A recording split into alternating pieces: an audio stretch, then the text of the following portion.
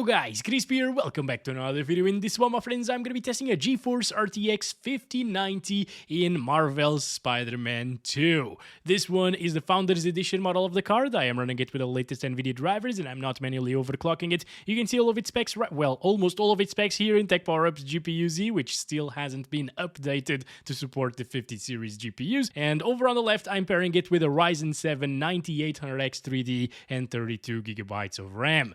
Let's get into it, shall we? Now let's go over the settings first. I am starting at 4K resolution using DLSS, not using upscaling or frame generation at the moment, but we'll try them of course. And on the graphics settings, I am using everything maxed out here, although ray tracing is still not enabled. I will try it, don't worry, okay, but these are the settings for now. Alright guys, here we have it, Spider-Man 2 looking really good. I like this game's graphics and the density of everything in this world. You know, there are a ton of NPCs down there. The render distance is awesome as well, which makes the 9800X 3D sweat a little bit sometimes, not gonna lie. I've been playing it for about an hour and a half already. I played through the first missions of the game and I saw that 9800X 3D getting a bit overwhelmed. But anyway, if you've been wanting to play this game at native 4K with DLSS and max settings aside from ray tracing, the 5090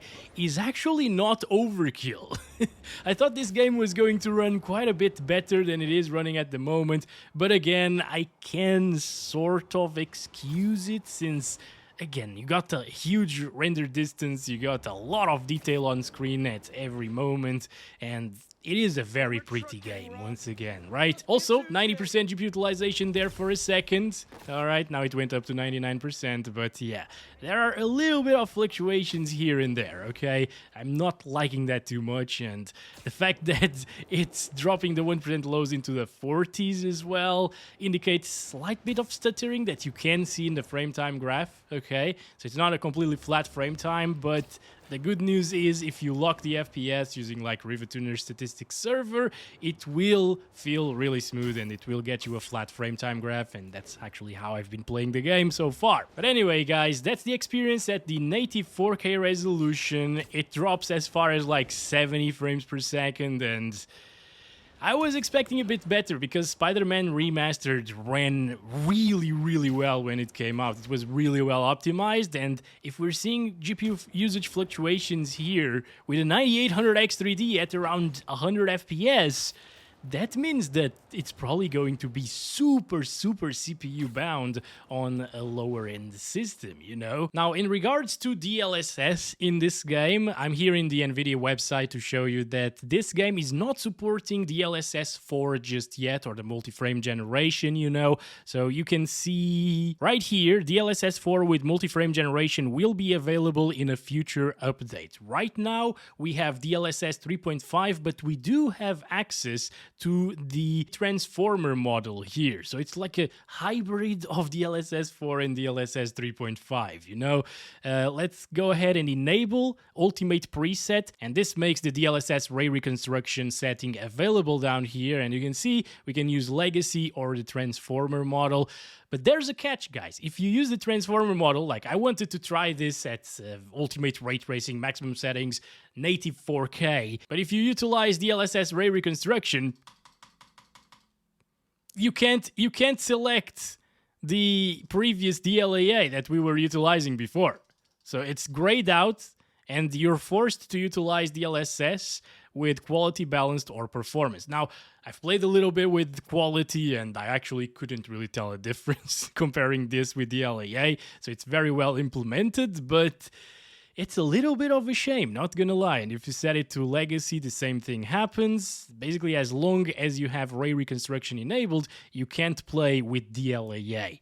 So I guess we should start by using Ultimate Ray Tracing without ray reconstruction. I strongly recommend you to utilize ray reconstruction because it actually looks better, but I want to try it with DLSS first. So native 4K resolution with RT Ultimate. And here we go, we're now getting 69, of course we are. We started with 69 FPS, guys, and that GPU utilization was dropping a little bit. Oh boy, okay, it's stabilized at 99% right now, so maybe it wasn't CPU bound, but ray tracing is also very CPU intensive, so I was worried that we'd see a bit more fluctuation there. Thankfully, it doesn't seem to be happening, okay? But it is dropping into the 50s, and apparently the same thing is happening here in this game as it did in the first one, the remastered, Spider-Man Remastered. And that is, the closer you get to these cars down here with a lot of reflections, you know, so to the ground basically, the lower your FPS will be. If you're just swinging around above buildings and stuff, you will get 60s and 70s, but down here it goes as low as like what, 53 frames per second? That was the minimum so far. So it gets really demanding, guys, even for a 5090, okay? So it's not the best experience, of course. I just wanted to check it out like this first. I believe the Spider-Man Remastered wasn't as intensive with ray tracing enabled, or at least it didn't drop as many FPS when you enabled that compared to this one, but I could be wrong. That was a long time ago. I'm not remembering properly. I'm taking a look at these reflections and they actually do look really good, although with the transformer, DLSS, ray reconstruction, that will look even better. Okay, I tried it already, alright? Actually, I recorded this with quality DLSS and I thought it was at native resolution because I didn't realize that the transformer model selected DLSS quality by default. So yeah, I'm repeating this entire video because of that. So let's go down here now and we should try it with that ray reconstruction. So let's go ahead, select transformers, DLSS, ray reconstruction. Now we're playing with DLSS quality. Let's do this. And also, guys, if you're wondering why I keep restarting the game every time I change a little setting here and there, it's because in the previous one you actually needed to restart even if you applied like DLSS quality from the LAA. It wouldn't get you quite right results if you didn't restart, so that's why I'm doing it every single time here. Alright, but anyway, now we're seeing a little bit more GPU fluctuation, or GPU usage fluctuation actually, dropping down to like 90% at times, 94, 93, 86%, yeah, there we go. So when that happens, I guess we're CPU bound. Maybe. So I'm not sure if many CPUs will be able to achieve 60 plus FPS with ray tracing actually, since we're seeing the limits of the 9800X 3D sometimes here. But anyways, around here, not too bad, 70s, 80s. So now it's consistently above 60 frames per second. Actually, we need to go down there to see the lowest FPS possible. A little bit of popping in the shadows, by the way, while we were dropping. That was noticeable. Dropping to like 69 FPS now. Alright, lots of cars over here. Down into the lower 60s. Oh boy. Thing is, this is a good baseline to enable frame generation. So I think this with frame gen will deliver quite the good experience. But unfortunately, again, the multi-frame generation will only come with a later update. But yeah, I guess I will be waiting for that update, and when that happens, I will revisit this GPU in this particular title. Alright, with MFG, of course. Let's go, kill these bastards. Some cutscenes as well with depth of field. Not a problem, getting up to 100 FPS at times. There we go, a bit of combat scenario. There it is. What were you guys doing, by the way? Poor lady. What the hell? Do you think that's funny, dude? Goodbye, Bob! Actually, fun story. The first bad guys in these random events that I fought when I got to the open world part of it, after playing through the first mission, were called Bob. Or at least the mission thingy appeared as Bob something. I actually laughed at that. Of course, it needed to be Bob doing BS, basically, right? So I bit the heck out of Bob and, well, that was that. I like the vibrancy of the graphics and everything, the detail, the density of everything, again, kind of crazy. Also, did that building... Yes, that building has a huge painting, but when you get close to it, it disappears, and then it goes back again. What? So the pop-in is pretty crazy sometimes. That was super noticeable. Why would they make that pop-in? I don't know. Nice reflections once again, ray traced ones, so they're accurate to the scene behind us, right? Well, I guess that building is a lot bluer than it is right there. I think it's not reflecting the reflections, okay? So there's that. A little bit of performance saving technique right there, you know? Optimization, you could say. Anyway, going up here was one of the most intensive things that you could do in the other game, especially jumping from here and not really dropping too much. All right, I'm glad to see that. 5090 still keeping us above 60 FPS. Now, again, this is quality DLSS, but it looks like native resolution to the point where, again, I already recorded a video in Spider-Man Remastered and I needed to repeat it all over again because I thought this was the native resolution stuff, yet it was with the quality DLSS here. What happened? Is this Ark Survival Ascent? Okay, so this is the second time that I've seen this thing happening. I guess the drivers probably need a bit of tweaking on the RTX 50 series, alright, but well, I was going to restart the game anyways. Also, if you're wondering, guys, I tried to do the DLSS override to DLSS 4 here in Spider-Man 2. First of all, the game didn't even show up here, so I needed to add a program, so I added the executable, and then it allows us to click things, but it's not really applying things. As you can see, support not detected. So this does nothing, unfortunately, probably because the game is brand new. Alright, so now I want to try DLSS Frame Generation, which again is going to be 2 times FG. Quality DLSS, because we can't really do it over DLAA, and I'll keep the ray tracing still with the transformer ray reconstruction model there. Oh damn, we're back to this side of the city, guys. Okay, so let's talk about that frame time. Again, this is DLSS 3.5, but that frame time kind of looks like the frame time that we get with DLSS 4's multi-frame generation, but at the same time, it's not spaced out, so I'm not sure, guys. Alright, that's really weird. Although, I think it is smoother visually, so it's working... kind of, maybe. Yeah, that is extremely weird, guy. Let me try something out. I'm gonna lock it to 100. Okay, so now, yeah, it is buttery smooth. It is working. The FG is working, guys. But the frame time was really weird if you don't have capped FPS. Good thing is, with capped FPS, it seems to be working absolutely fine. Input lag is a little bit higher than what I'd like because, well, input lag is usually in the ballpark of half the frame rate that you're getting with frame generation enabled. So it's kind of like input lags of 50 frames per second. It's not amazing, really, okay? But the smoothness is definitely 100 FPS smoothness. And just to be sure here, I'm going to set it to 60 and... yeah, it does look like 60 FPS with input lags of 30 FPS. So the FG is working, but it is very weird that it does that. Oh, you know what, guys? I just remembered. Since they've implemented the transformer model, they also probably implemented the latest frame generation on the 40 series. But I thought that would only work with DLSS 4, but apparently not.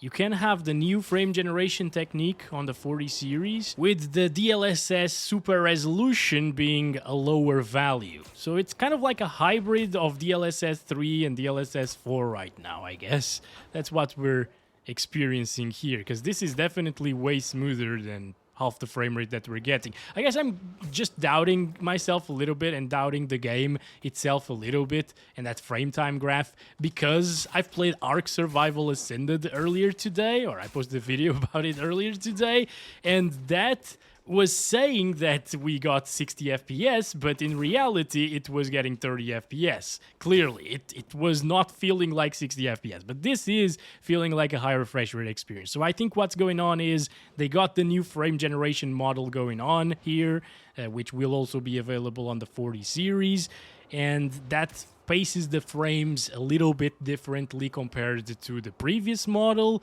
and it introduces that frame time graph where if we start counting our FPS, they will be instantly crappy, but that's not indicative of the experience that's happening on screen, okay? Yeah, I can definitely live with this. It's 100 plus FPS with the ray tracing, with DLSS quality. The game looks really good as well.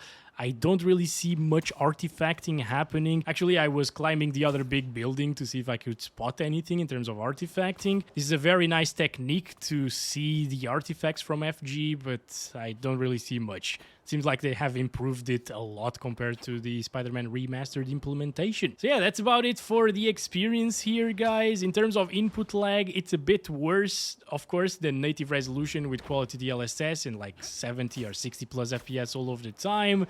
But I think I would take that hit for the higher refresh rate experience since, you know, it's now a high refresh rate experience. I really like that, right? This is it for these settings. It works really well, and I can enjoy the experience here. It still was a little bit underwhelming since I was expecting great optimization, and it doesn't seem to be that greatly optimized, at least compared to Spider-Man Remastered. But, you know, you can have an amazing experience, obviously, with a 5090 as well as like a 4090 that will be absolutely amazing as well. I will test it out as well in the upcoming days, by the way. So what should we try next? I think maybe I should remove ray tracing again and play on ultra settings, but at 8K resolution. Where is the 8K option? All right, so I needed to have the desktop set to 8K to actually use 8K resolution. I'm also going to disable the anti-aliasing altogether, as well as reflex again. All right, guys, this is it. I'm actually in the same place as I used to play Spider-Man Remastered and test it out as well in other GPUs a long time ago. Look at that frame time graph. That is awful. Holy crap. And now the spikes are way bigger than they were before with like 60-ish FPS or 60 plus all of the time. Now they are noticeable. I would say this is not feeling as smooth as it should. Obviously, it's 30 FPS, so it's not going to feel very smooth. But I think, yeah, 40 FPS at least should feel smoother than this. I am not liking that, guys. But hey, it is above 30 frames per second, so that means that 8K is actually playable on the 5090. Let me go here and lock it to 30 FPS, see if those stutters go away. Yep, it gives us a fully flat frame time graph. That's exactly what I want to see, and, well, I guess this is 30 FPS gaming now. I mean, if you want to play on console, on quality mode, on the PS5 or whatever, you would be at 30 FPS just with added motion blur, right? To disguise the fact that it is 30 FPS.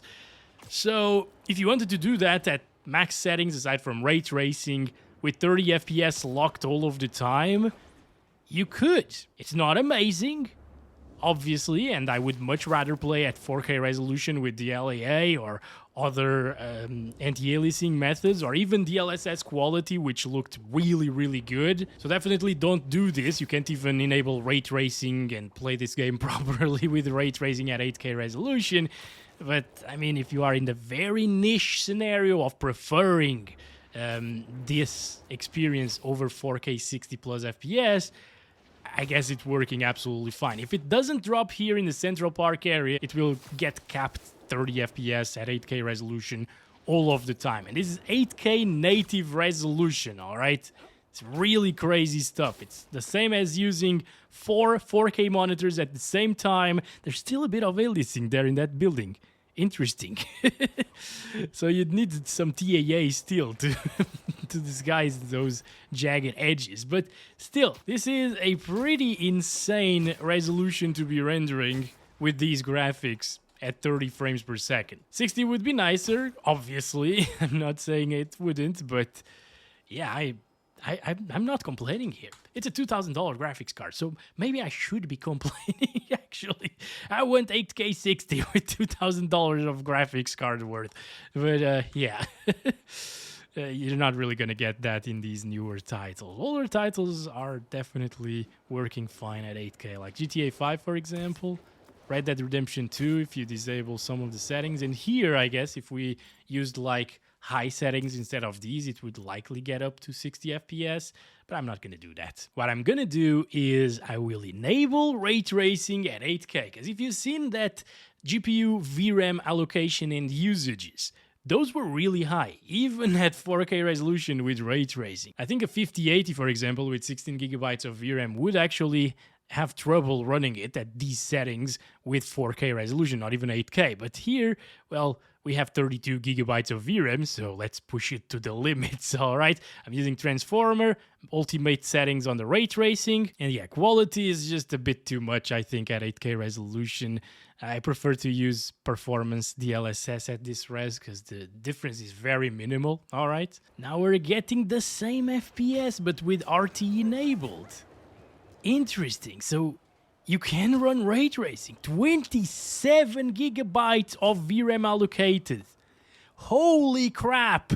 That is absolutely insane. And yeah, it's still getting around 40 FPS. So the same thing applies. If you want to lock the FPS to 30 and have that locked 30 FPS experience, it shouldn't move from there. Also, it's really damn sharp, even with performance DLSS. Basically, the game is being rendered at 4K internally and upscaled to 8K, and it looks really, really nice. Again, frame time is weird, but you can easily fix it by locking your FPS. And this is a ray tracing 8K experience, guys. We're finally seeing GPU power usage going up to like 530 watts at some points. Yeah, there we go, 523, 526. So it's starting to consume a lot with all of those technologies enabled, ray tracing mainly, of course, and the 8K resolution. It's really pushing this to the limits. And at this point, I think a 4090 would struggle in this game because it would actually run out of VRAM. That has 24 gigabytes of VRAM.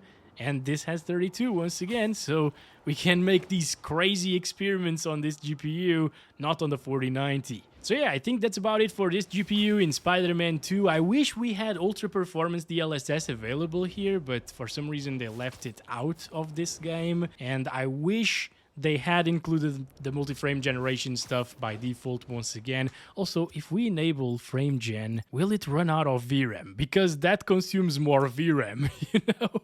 Ooh, 30 gigabytes of allocated VRAM. All right. And it's definitely working because it is smoother. But yeah, this is something that the 4090 usually didn't work with at 8K resolution. Every time I tried to enable frame gen at 8K with that GPU, even with performance DLSS, it wouldn't work properly. But here, we're able to do it.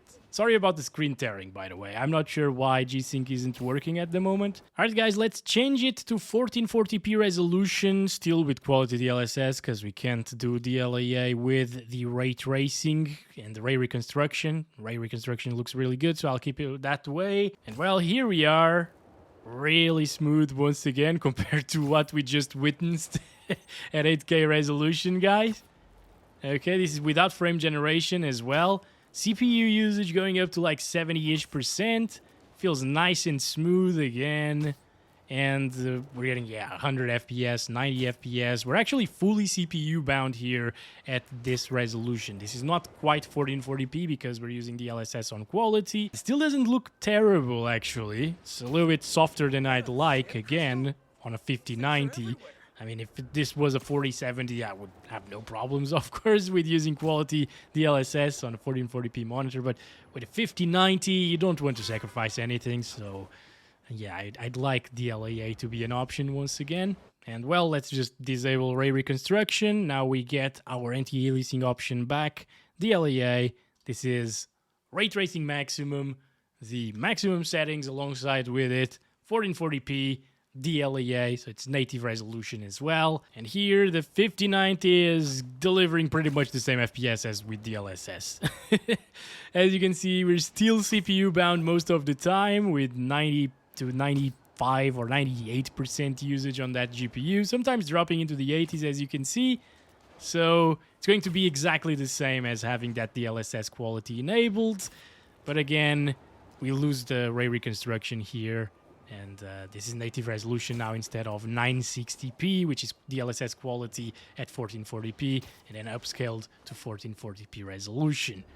Still, guys, either way, it's going to be a blast of an experience on the 5090, of course, at 1440p. I really recommend you to stick to 4K resolution, though. This is a $2,000 GPU. If you own it and you don't own a 4K monitor, you're missing out. because this can output some very pretty graphics at 4K resolution. And again, 4K performance DLSS usually looks better than 1440p native anyways.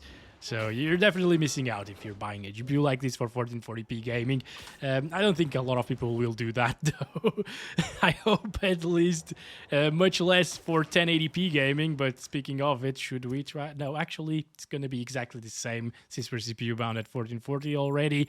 So I guess instead of 1080p, I will disable ray tracing and see how it does at 1440 without ray tracing. And well, we're back to this part of the city with a lot more NPCs, because this is more CPU intensive here. And I wanted to see if the limits that we were seeing before with the fluctuations of GPU usage at 4K resolution were due to a CPU bottleneck, and apparently not really, because this is getting like 110 plus FPS 100% of the time, right?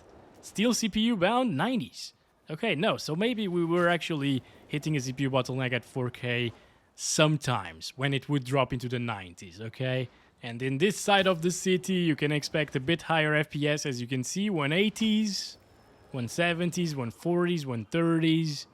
There's still a lot of people here, so that should be very CPU intensive. But I guess this area is the same as in the previous Spider-Man Remastered, so maybe it's better optimized. I don't know, the new area might be a bit more intensive. They might have put more things in there that weren't in the previous game, you know, and that's why it would drop a little bit further in that area. And well, with all of that said, I think that's been it for this one. Thanks very much for watching this video. Hope you guys enjoyed. Let me know if you're gonna pick up this game or the 5090, and I'll catch you in the next one very soon. As always, love you all.